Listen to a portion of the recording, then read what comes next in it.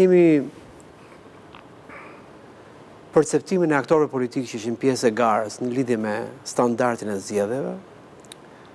dhe kemi perceptimin e faktorit ndërkombëtar që këtë rast është i specializuar ose BE-Odiri, i cili bën raportin final në lidhje me standardin e zgjedhjeve.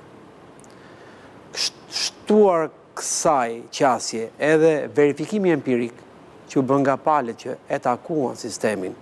me një proces të stërzgjatur për të parë kuti në kuti shkalla e shkeljes dhe cënimi standardeve,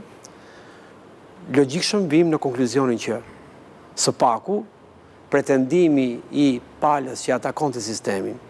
palës Partia Demokratike, për masakre elektorale, së paku nuk përputhet me të dhënat e verifikuar në kutitë e votimit dhe në perceptimin e vëzhguesit të specializuar për zgjedhjet të SBE-Odirit. Kjo është gjëja e parë që ne mund të themi. Kjo nuk na bën të bindemi që zgjedhjet nuk kanë pasur probleme. Sigurisht kanë probleme dhe janë probleme të cilën duhen korrigjuar dhe duhen minimizuar, për shkak se na bën një vend problematik në rajon dhe jo vetëm që nuk arrin dot ende të ofrojmë një standard të mirë pranuar nga gjithë palët dhe jo vetëm të standardit zgjedhor, por së paku alibia e Partisë Demokratike me të dhënën që e verifikuan vetë dhe me të dhënën që vjen nga institucione përtej palëve, që është ose BE-Odiri, të paktën mund të themi pa hezitim që është një fiasko.